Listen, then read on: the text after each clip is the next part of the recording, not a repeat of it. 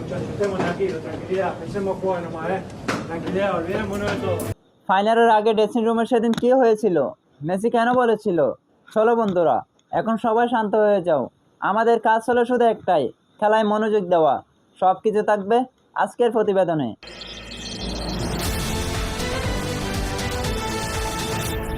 Olvidémonos de todo, olvidémonos. চলো বন্ধুরা শান্ত থাকো, সবচেয়ে গুরুত্বপূর্ণ বিষয় হলো আমরা যেন শান্ত থাকি, সবকিছু ভুলে যাও, শুধু খেলি, শুধু খেলায় মনোযোগ দাও বন্ধুরা। ফাইনালের মতো মহা গুরুত্বপূর্ণ ম্যাচের ঠিক আগ মুহূর্তে লিওনেল মেসির মুখে এই সান্ত্বনা কেন?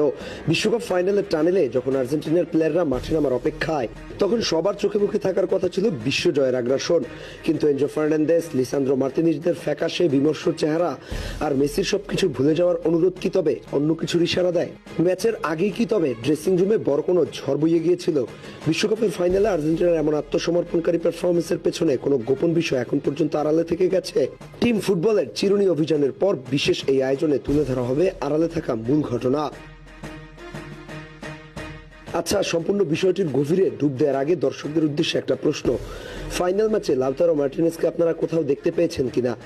হ্যাঁ ভাই, ফাইনাল ম্যাচটিতে লাউতারো মার্টিনেজদের দেখা না পাওয়া নিয়ে বেশ ধোঁয়াশা তৈরি হয়েছে।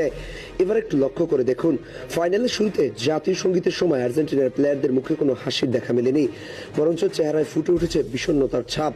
সেখান থেকে ম্যাচ চলাকালীন আর্জেন্টিনার প্লেয়ারদের বডি ল্যাঙ্গুয়েজ অন্য ম্যাচগুলোর মতো ছিল না। তারপরও সেটা ফাইনাল ম্যাচ ছিল, এখানে তো লড়াই করার মানসিকতা আরো বহুগুণ বৃদ্ধি পাওয়ার কথা। একে তো এই ধোঁয়াশা সৃষ্টিকারী ইনসিডেন্ট, সেই সাথে পরবর্তীতে লিসান্দ্রো মার্তিনেজ ও ক্রিশ্চিয়ান রোমেরো দুজনেই ইনজুরির কারণে মাঠ ছাড়লে দলের অন্য সব প্লেয়ারদের ভেতরের অস্থিরতাকে আরো বাড়িয়ে দিয়েছিল এবং পুরো দল মানসিকভাবে পুরোপুরি ভেঙে পড়ে।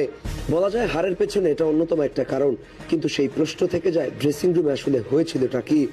টানেলে মেসির এই বক্তব্য হতে পারে কোনো গোপন অভ্যন্তরীণ চাপের ইশারা। ধারণা করা যায় ম্যাচের ঠিক আগে আর্জেন্টিনা ফুটবল অ্যাসোসিয়েশনের উপর মহল থেকে প্লেয়ার বা কোচিং স্টাফদের উপর কোনো বড় সিদ্ধান্ত চাপিয়ে দেওয়া হয়েছিল কিনা।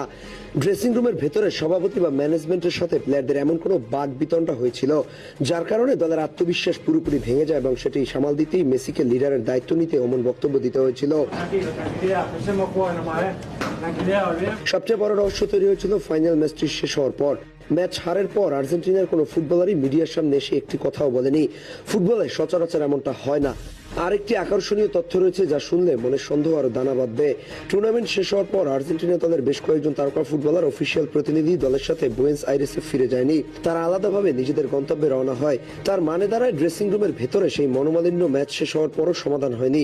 দলের এমন সিচুয়েশনের মধ্যেই এএফ এর সভাপতি ক্লাদিও তাপিয়াকে নিয়ে আরেকটি চাঞ্চল্যকর খবর সামনে এসেছে। ফাইনাল শেষ হতেই তিনি মেসি বা দলের বাকিদের ছাড়াই একা আর্জেন্টিনা ফিরে যান। জানা গেছে তার বিরুদ্ধে দেশে একটি আইনি মামলায় বিচারিক প্রক্রিয়া এখনো চলছে। সভাপতির এই আইনি ঝামেলা এবং আর্জেন্টিনার ড্রেসিং রুমের বাকবিতণ্ডা ঘটনা এক করে দুয়ে 4 মেলালে গোপন বিষয়টি সম্পর্কে কিছুটা ধারণা পাওয়া যায়।